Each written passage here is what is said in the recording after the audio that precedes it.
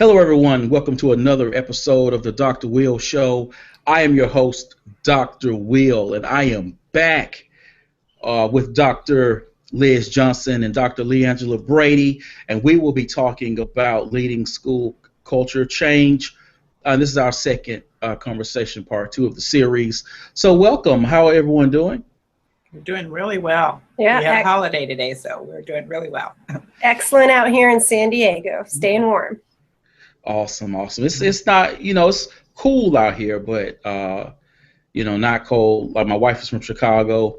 She spoke to her parents. It's like, oh, it's 4 degrees out there, and I'm like, nah, you're not getting me to move out there. Well, if someone got $200,000 a year, I'm out there. But outside of that, I'll stay right where I am. So I'm interested in doing this part two because, again, in looking at your book, which everyone should pick up. I wish I had it with me right now to hold up. Hold the cover. Can you say something so people can see it? Oh, yes, this is Transforming Ice Age Schools, a practical guide for school leaders. Awesome. And people, as you're going through the book, they have these questions and exercises for you to go through as well. So it's a great resource. So for me, what I wanted to do was go to that sort of critical piece that you will find in the last parts of the book, because this is where, to me, the rubber hits the road, so to speak, when you talk about the strategic planning, et cetera. So let's talk about when districts make that change from moving from traditional to digital. And when you try to do this, of course, you need to have a strategic plan to guide all your decisions. What should that strategic plan look like, and what goes into monitoring the change? You can start first and then pick it up. So when we talk about strategic planning, we want to be clear that for us, it's not about getting everybody together for a one-day event, putting a whole bunch of goals in place, making elaborate binders, and sending them out to sit out on the shelf and get dusty. We've heard that over and over again, that type of strategic planning doesn't work. So when we look at strategic planning, we're really talking about that visioning process. And it starts long before you begin implementing change. You begin assessing the readiness of whether or not you have the culture to move forward with the changes. And if not, you have to start making small or incremental changes to prepare your culture or your people for that change. It's about building relationships and trust, because change is going to be emotional, and anybody that's going to embark on this change process has to understand what the vision is going to be. So you have to have that trust to take a risk to go after that vision. And I would like to add, tying into what Leangela said, we tend to think of strategic plans as a paper plan, which we talked about not having paper anymore. And this is an emotional plan, really, that people have to embark on. Your technology person comes in and they're very adept at using the digital tools. But your teacher in that classroom says, look, I've got 30, 20, 40 kids running in and out, particularly at the high schools. They're running in and out to different departments. And you're asking me to change everything that I've thought about in the past. This is emotional for me. And so strategically, what leaders need to do is to get all of their stakeholders together. And in fact, we have a process in our Transforming Ice Age Schools where visioning is about a conversation with the stakeholders. It's also about showing them what the possibilities are, what could be. And the third thing it's showing them is what students need for the future. So those teachers who care about their students need to see those videos, need to see those models. And then you start having a conversation about, well, what could be in our school district? What might that look like?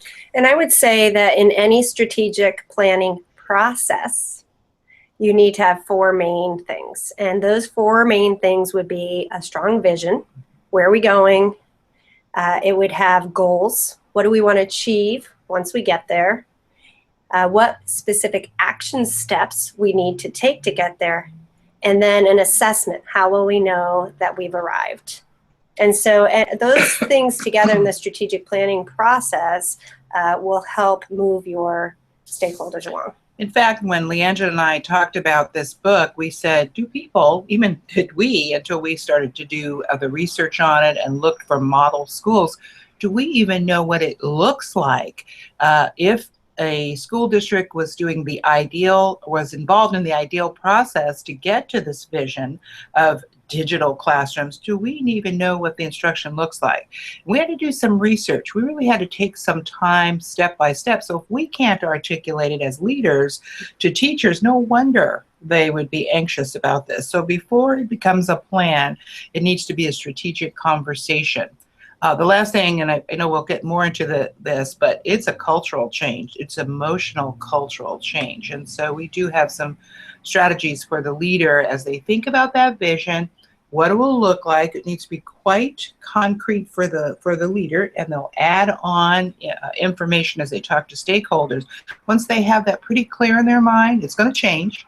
But then they need to look at their culture and say, oh my goodness, what will it take? What are the mechanisms? And we have some assessments we'll talk about later for that. Okay, well, Dr. Johnson, you just mentioned how you did the research on what does that change in instruction look like. Mm-hmm. All right, so now let's get to the leadership's role in supporting teachers through the change and making sure that the instructional practices align with the goals of the strategic plan. Mm-hmm. So how does the leadership actually support teachers? Well, I think it starts, again, with that building of the relationships and encouraging a culture of flexibility and a culture of risk-taking, having that growth mindset. You know, I know that sounds jargony because you hear about it so much, but really, we want teachers to try something new, and it may not work right away. It's not something we're comfortable. What works are the things that we've built habits around.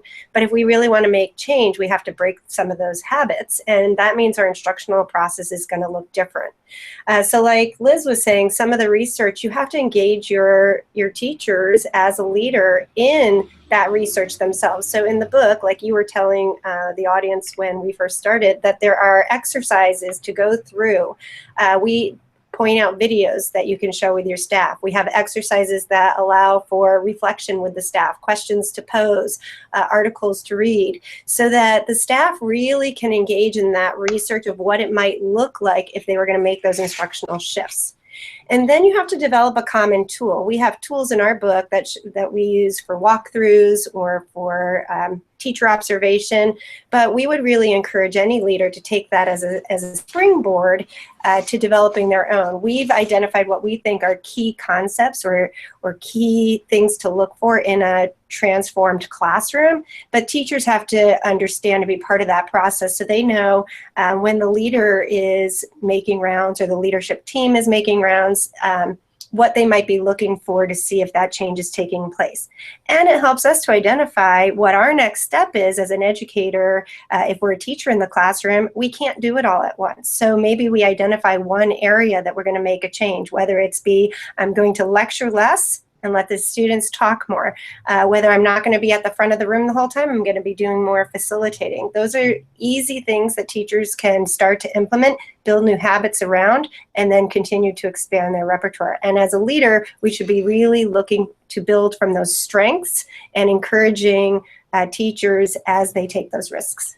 And I'm also, to talk specifically about the leadership role, I'm also concerned about the fact that we don't have a really good training for leaders. And that's kind of what our book is about. Our leaders don't know how to support. Even those leaders who love their teachers, get out and they're personable, and they try to make certain that their teachers get all their needs met so they're working really well in the classrooms. When leaders hear 21st century skills or digital classrooms, they're also very, very concerned and anxious because they don't want their bosses to think that they're ignorant of what things look like, but nobody's given them a roadmap. So I think the first thing is the top leadership needs to support those principals and those department heads with professional development on how do you assess, how do you develop a vision? How do you assess your culture? what videos you could use to begin to model where the staff needs to go, where the classroom instruction needs to go. That is very important to get the leaders on board with you, and we've forgotten about them. We really have. So they might bring in a consultant that the district has decided to bring in, like yourself, Dr. Will, and then they think to themselves, so what next? And they need to dialogue too. They need to have their own professional learning network so they grow.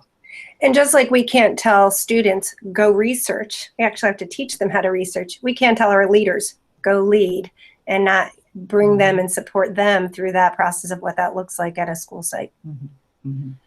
One of the things for high schools that we have is we have a culture, well, for all the schools, K through 12, but I'm thinking about it from the standpoint of high schools, have a culture audit. So if a principal had professional development, they formed a vision, it's in line with the district vision, and that would be very, very helpful.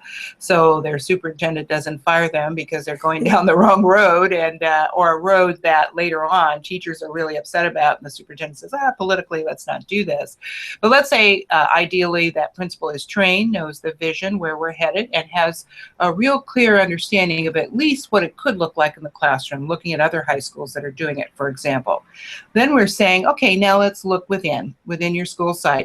And fortunately, at middle schools and high schools, you have a leadership team, other administrators, perhaps, department heads, and you'd sit down with them, and our culture audit allows the leaders to really be strategic, if you will, but in a dialogue sort of way, to look at certain pointers about whether or not that culture is ready, who's ready, and what prescriptions for growth each of those levels should have.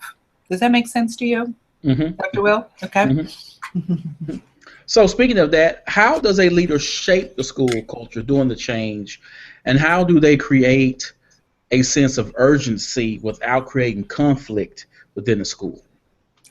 Well, I don't know that you can create a sense of urgency without creating any sort of conflict. I think conflict comes with the territory, and for a variety of reasons. Sometimes people are frustrated, sometimes they're anxious, sometimes there's a little bit of anxiety, and so all of that will create some conflict. But conflict isn't always bad. Conflict helps us get to true change. I think to create that culture really starts with a rally cry. Michael Horn and Heather Staker wrote a book called Blended. And in their blended learning book, they really talk about creating the story and this rally cry. Why do we need to change? If we don't have a good reason to change, then we're really embarking down a road that's going to get us nowhere. When I think about what kinds of rally cries I hear out there for us in our district, it was really the shift to Common Core. We had to get to a new level of teaching and learning, and we couldn't do that with that static traditional textbook we were using. It also wasn't rigorous, it didn't allow for authentic application, and it certainly didn't allow for personalization. And we needed to make some changes to 21st century learning to really bring in those global literacies, the digital literacies, the information literacies, because students now have access to so much information that they have to learn how to filter it, access it, evaluate it, and integrate it into their learning. I just met on Twitter a superintendent in Cresco, Iowa, and his rally cry was that he's in a very rural area. His name's John Carver. You should follow him on Twitter if you don't already. I know him. And you know him. And we spoke. We did some virtual tours. But one of the things that he mentioned in his rally cry is, they cover 426 square miles in rural Iowa, and they were suffering from a declining enrollment because families were leaving the rural areas to more populated areas because they felt that there was better opportunity. And so they had to close a few schools, and what he had to tell the staff was, we need to do something different or we're going to die on the vine. And so that was the rally cry for them to make their shift, and they are actually featured prominently in a lot of the Future Ready videos that you'll see out there if you look those up. And when you talk about conflict, I'm translating it into resistance. And I would say to leaders, first of all, expect it, welcome it, and predict it. If you're a strategic leader, you'll predict where your resistance. You may not get it right all the time, where it will come from, because there's always Murphy's Law and wild cards. But that's really the strategicness of a plan, is sitting down with your leaders and saying, how are we going to go about after you do an assessment? And again, we have a tool that could help leaders with that. But after you do that assessment, let's look at our trailblazers. We have people that if we say jump, they'll say how high, and they're off and running. But they still need support too, because if you don't, as a leader, support and shape the work that they're doing, they could come back and say, look, I've done all this work, and there's just no appreciation. Secondly, you have what I call pioneers, and those pioneers will ask you a lot of questions, and actually it should inform your prediction about what could happen. Those pioneers want to get the nuts and bolts. They're your logical sequential people. They're the people that say, you know what, you got a great vision. It's pretty global. Fill in the details for me, and I might consider trying this, but I'm a lot more cautious than your trailblazers. So professional development, lots of coaching, lots of conversations, lots of support. Hey, and giving them an opportunity to fail. Try it. Let's see what happens. You know, that kind of thing. And if the parents come because something hasn't gone exactly right, support them. And then you have your settlers. And there's two thoughts about the settlers. Some say don't spend a lot of energy on them initially. Not initially. Let this momentum, especially if it's about 2/3 of your staff, and usually it is about 2/3 of your staff, except in some cases, will want to do something towards the change process. So they may begin to bring some of those settlers along because they're colleagues in the lunchroom, or they are in the same department. And they say, oh, you're doing this? Well, I knew you weren't an expert in technology, talking settler to a pioneer. How did you learn about this? And so give some collaboration time, some professional learning time. And then you have, I'm sorry, but some resistors that you give them a choice. You're either going to get with the program, or you may want to make a different choice, go to another high school or retire or whatever. And that's a strong rally cry. Yes, and a sense of urgency. Yes. Yes. So I think you welcome resistance as a leader. You have to, or why are you in this business? And you prepare for it and you predict it. And you have to keep predicting it all along the way with your leadership team. So in celebrating the small victories along the process, when is it time to reassess the vision or the staff or decide it is time to move in another direction? Well, I think you should be assessing your vision every day. It shouldn't be something that, like that strategic plan that goes on the shelf, you pull it out and say, oh, we were doing that, or it shouldn't be a surprise. And each day you should be working to refine that vision. And in 2 or 3 years, it might look very different than where you started, but you should always be moving in this general direction. If you have to stop and move in a totally different direction, that's probably an indicator that you moved too fast and you didn't take the time up front. I always say it's better to be a little more cautious and do a lot of upfront work and a lot of conversations and a lot of making sure you know. Now, you don't always know the direction. Things do change, but we should have core values that drive our work, and those core values really don't change in the end, but the vision constantly needs to be revisited and revised and refined.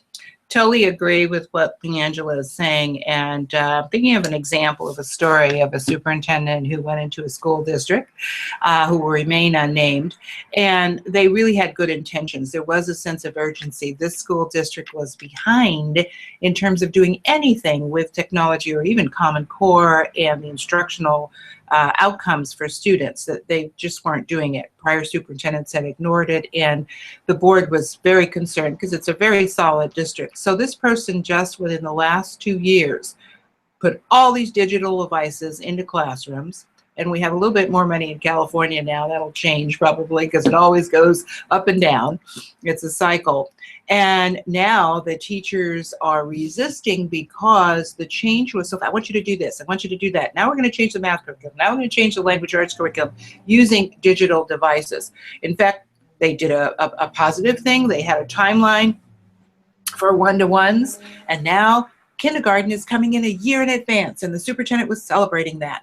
And the teachers right now are at an impasse because of a lot of reasons, but one of the reasons that I hear actually from board members who have talked to teachers, some of them being wives of the board members, is I love these digital devices. I love where you're headed, but there's been no support for my staff, and the changes have been going too fast.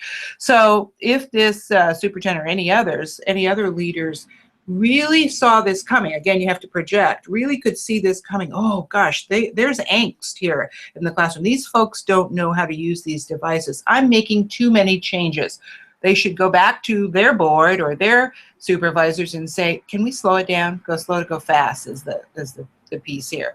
Give yourself 5 years to make some substantial change and try to invest up front in a lot of preparation strategically before you just throw things on people and there's either no connection with what's going on, incompetence because you didn't give them enough professional development, and you didn't give them a sense that you were there to support them if they failed.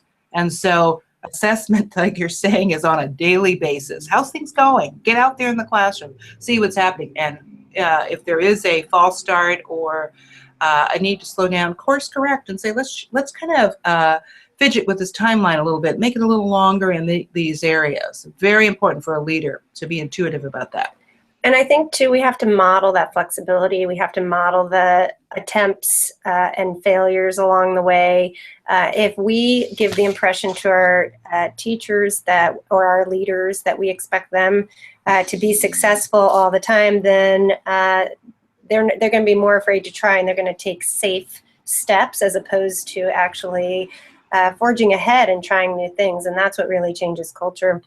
When Liz was talking, I was, thinking of all the different ways that we've had to change and monitor along the way in my own district. And we think of learning in 3 phases: acquire, analyze, apply. And in the beginning, you get a lot of acquisition, acquire, and eventually you become saturated. You need time to then, what Liz said, process and to think about what does all of this mean and how do I actually apply it into the classroom. And so that is probably the area and the time that you would be making those adjustments. If you're going to drop a resource, drop it then. If you're going to move in a different direction, if it's drastic, you're going to move then. You're going to be shaping that direction during that analysis piece. And then finally you get to application. So you're not well into application and then dropping something and changing course. You're actually, during that analysis phase, determining what course and what direction to take for application. And I would say that there, these old adages that my grandmother told me, keep your friends close and your enemies closer. A lot of leaders don't want to hear the resistance. They don't want to hear the conflict and the shaping the culture. They don't want to hear the feedback from the naysayers. Now, yeah, there are some people that just are naysayers all the time, and you probably have to have a conversation with them about how to reframe what they're doing. But the feedback will help you with changing your course. And if you're out there, out and about with people that, are saying to you, you know what, could we do this a different way? Because here's what I'm experiencing. And you hear that from a number of people, not just one person. Then you get your leadership team together and say, here's what I've been hearing. Have you been hearing this? Have you been seeing this, observing this? Maybe we should put in X, or maybe we should bring these people in and ask them what their needs are. So. And again, that speed of implementation is critical. Pilots are a wonderful way to try things out and get feedback. And don't just go with those pioneer teachers. Teachers that are open to a pilot to try something new, go with some of a mixed group of teachers, maybe not the most tech savvy teachers, and really get the feedback so you understand what it's going to look like when you roll something out to all of the teachers. And you can really work out a lot of bugs along the way if you implement in groups and then build to the overall culture. And one last thing, Dr. Will, co-teaching is really good. Let's say you put a pioneer teacher with a trailblazer, or a trailblazer even with one of the resistors, or you get the picture. I've seen that done. I've seen teachers or observed teachers who really don't want to have anything to do with technology. And if one of their friends in the lunchroom who's kind of moving say, hey, let's plan this lesson together. it's really helpful. Nobody has to come in like your supervisor, your principal, or your evaluator. We're going to work on this together. Let's see what bugs we can work out, because I, Trailblazer, need some ideas too about how I can make it better. So that's very helpful. You can spend some release time on that. Awesome, awesome. Now, before we go, I want to talk about sustainability and continuing to grow and move forward when you have change in leadership and a high turnover rate with teachers. Okay, so when there's a high turnover with teachers, we invest so much in our professional development that you're almost starting from ground zero again when you get new teachers. So I think having a strong professional development system that builds expertise that's ongoing. So if you have teams of teachers, you always want to make sure that you have a veteran teacher, somebody that's been along on the journey in each of the teams that are represented, so that you don't have a brand new team trying to figure it all out on their own. And like Liz said, give them time to collaborate, because as the teams are working together, they'll fill them in on some of the history. I think having a strong platform, we were talking a little bit offline about having a digital platform where you house all of the information together and you run professional development through the platform, allows for that asynchronous review, so that it's always living and growing within a place that anybody, whenever they enter the stream, can go back and reference it as well. And then just for sustainability in general, with or without high turnover, that can be tricky. If you implement and walk away, chances are people are going to go back to old habits. You really need to invest the time to go in and celebrate, like you were saying, those small victories along the way, spotlighting at staff meetings, and having a tool to monitor yourself. So in the book for leaders, as we were sharing some of our resources, we have ideas of how to spotlight those and share outside of the classroom through staff meetings and professional development that principals hold at the site. But we also have a tool, and it's free on our website if you wanted to download it, and that's classconsultants.weebly.com. And principals can download it, but it really goes through all of the different components that you need to have in place for sustainability of change. And it's like a checklist. So every once in a while, if that lives on the side of your desk, whether you download it digitally and put it on your tablet, or you have it paper and you like to check it off, you can highlight some areas that you want to remind yourself to go in. And then we recommend putting those as appointments on your calendar to really hold yourself accountable and have the conversations with fellow colleagues. What are you doing at your school? What worked? What didn't? Because as leaders, we just need to be reminded of all of these things, because during the day, it can get quite busy. So as Leangela said, we do have, you talked about assessing earlier, and this might be a quarterly assessment with the leadership team, but really it does become tricky if your district doesn't have a vision that says this is the way we're headed. So if a principal had the vision and the school is moving forward, and then another principal came in and the district's not sitting down with that new principal and saying, or new leader, and saying, this is what we want you to continue. Ralph left with this and the school is moving along, so now you, David, need to continue with this. If that doesn't happen, this is a little bit in trouble. You need to have succession planning for this change process, and you need to have onboarding for teachers. You need to actually have a schedule for teachers to onboard and learn what this school's culture is all about in terms of digital learning and in terms of this 21st century learning. So if you have a systematic process for that built into the school, you have a better chance, and definitely you have a better chance if the district is committed to the vision, to keep the vision running. Sure, you're going to have different leadership styles, but if the vision is there, you'll move forward.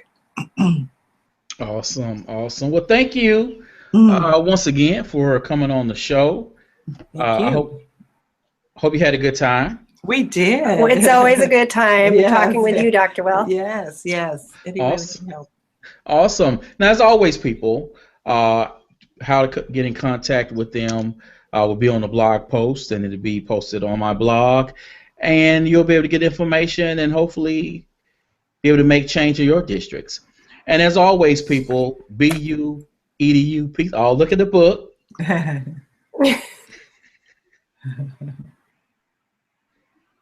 There you go. Go buy it. Go buy the book.